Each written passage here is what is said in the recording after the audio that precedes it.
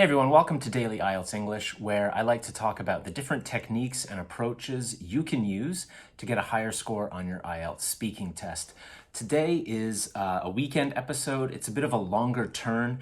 I won't be giving specific techniques for the test, but I'll talk a little bit more generally about it, and I'll go into more detail about the techniques and philosophies that I teach to my students so that they can improve their scores and be successful in the IELTS speaking test.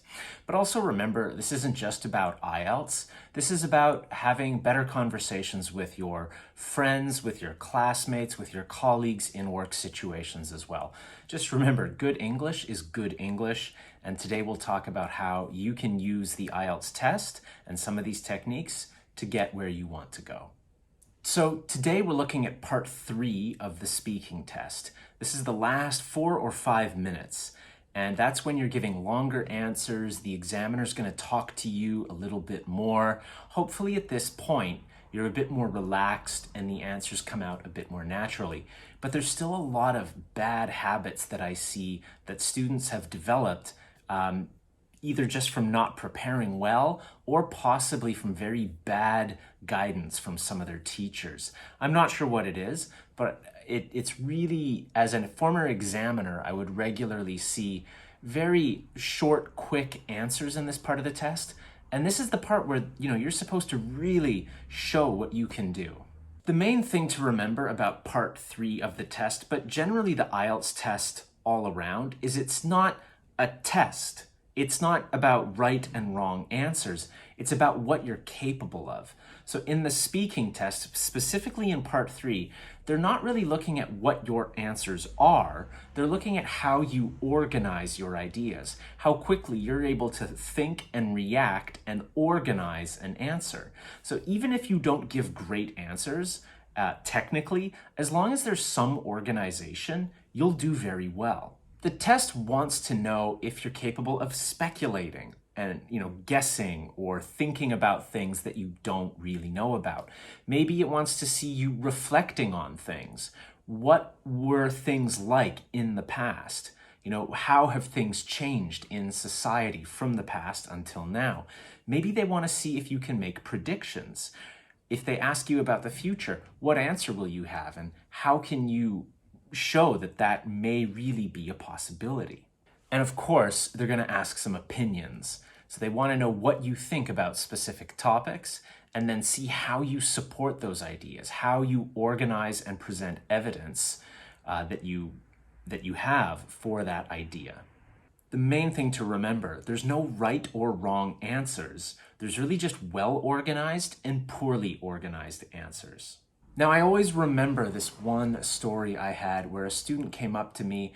This was years ago. He said, I had my IELTS test and they asked me, what do you think we can do about climate change and global warming? And he looked at me and he was like annoyed. He said, I don't know anything about that. And so really, that's one of the main things to please remember with this test as well, ideas. And the one thing that you can control is what you know about these different topics. Things like climate change, like health, diet, nutrition, exercise, problems that we have in the world. These are things that you should be aware of. And it doesn't take a lot of effort. Just reading the news, watching the news, whether it's in your language or English, first, that's the one thing that everyone can do to get ready for these. In part 3 of the speaking test, there's generally 3 types of questions that they design for the test. There's no official name for these. This is just what I've noticed. The first type of question is what I call the identification question. These are questions that generally are giving you an opportunity to describe multiple possible answers or solutions to a problem. These questions very often begin with something like, what are some things people can do? And that's really there. What are some things? Or what are some? Or what can people do? So they're giving you the opportunity to give multiple possible answers. And the first technique is very straightforward, but it's not just about English, it's about how you think. So usually what I tell my students is to just respond with, well, there are a few things people can do, or there are a few things. Something very simple. You're just saying, I'm going to give you a few answers. All right. And it's important for you to practice that because then when the test comes, it's automatic. And it's also going to train your mind to always look for different possible answers. Let's take a look at a sample question. What are some reasons people prefer going to cinemas over watching movies at home? So very simple. You might just start your answer with, well, there are a few reasons, right? Nice and simple. There are a few reasons. The first reason is it's better quality. You have a bigger screen and better sound. You'll have surround sound, so it's a more enjoyable experience. Now, in the test, I might go on a little bit longer about why quality is important and why it's unique, why it's special, but it doesn't really matter. I've already identified my point and I've given an answer, and then I go on to the next one. So I might say, another reason is that people enjoy the social aspect of going to a theater. I think for a lot of people, they really enjoy maybe going to dinner beforehand, then watching a movie, and then possibly having a cup of coffee or a beer after the movie. So it's a very simple way to do that. And that's really the first step, is just being aware. As a former examiner, I frequently saw people just give one answer. And it's not necessarily wrong, but it's a limited opportunity for you to show what you can do in English. Of course, there's also the possibility that you only have one answer. So you might say, to be honest, the only reason I can think of is the quality. So that works as well. And at least there, you've recognized in your answer that you only have one answer. And that works as well because it shows that you're listening and it means that you're carefully answering the question. Also, a question might be really obvious. So you might just start with, well, obviously the quality's better. And then you explain that and why that's important. So identification questions. What are some of the things people can do? What are some reasons? What are some causes? Anything like that.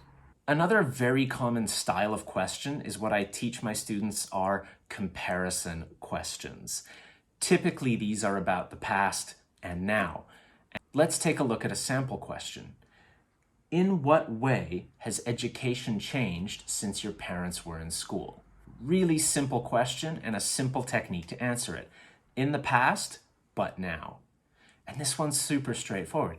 In the past, obviously, my parents didn't have internet. Frankly, I don't even think they had computers when they were in high school. Today, a lot of kids will have computers in the classroom. They might even have their own phone or iPad in the classroom. So it's much more, so you can see I could just go on for a long time about that. Also, just like the first question, I could give multiple answers to that. But a very common one, in the past, but now. Or when my parents were young, but now. 20 years ago, but now. And again, it's not about right or wrong. It's about organizing your ideas and practicing that. You want to be able to very quickly reflect on the past. So really simple. I mean, to prepare, talk to people, get ideas from them, talk to your parents, talk to your friends, talk to your teachers, ask them these kinds of questions. Very simple. Get the ideas and then practice them if you're preparing for the test. Now, perhaps the most challenging question, and I could do a whole episode on this, but I'll just do it quickly, is what I call the position questions. These are the questions that are asking for your opinion, and that's typically going to be a yes, no, or it depends kind of answer. Let's take a look at a sample. Is it important for young people to get jobs while they are still in school? So your answer might be a clear yes, definitely, or just definitely. You might be the opposite way. No, definitely not. Or you might say, it depends. And then you extend the idea. You give your opinion, you support your opinion. To support your opinion, you might give the possible benefits if they get a job. Or you might say some of the disadvantages if they have a job while they're trying to study. Whatever it is. And there's a lot of techniques you can have to extend here, but this really depends on your position, your opinion. And that really comes down to one of the most important things in preparing. Develop your positions and your opinions. These are not challenging questions. To be honest, these are questions you should be talking about with your friends, talking about with your classmates and coworkers. So keep that in mind. Discuss these ideas with your partners, with your friends, and then when the test comes, you'll already not just have an answer for that kind of question, but the kind of mental mechanisms that you need in your brain to answer will be there. And that's one of the biggest takeaways. Please remember, ideas first. Ideas come first. The more you talk about these ideas with friends, the more you think about these things, the faster your brain can handle these kinds of questions. So it's not just your English they're testing, it's how you organize ideas. And really the best way to prepare for that is not to practice your English, but to practice organizing your ideas, thinking about your positions. What do you believe in? That's it, you guys. I just wanted to go over the 3 kinds of questions you typically will see in part 3. If you're still here, wonderful. Go check out the other videos. They'll give you examples of how my students are taught to answer those questions and to think about these kinds of topics. Take a look at most of these videos here are about part 3 in the speaking test, so I recommend you take a look. Another video will come shortly talking about how to extend those position questions, different techniques, but in the meantime, there's a lot of techniques in the rest of the videos. So that's all for today, you guys. I would love to see your answers to those questions we looked at. Put them down here in the comments below. I'd love to see what you guys think. Language is a habit, so start now. Start practicing now. Start developing that habit now, because once you get to the test, you don't want to be thinking about these things. You don't want to be thinking technique, strategy. It should just come naturally from the practice.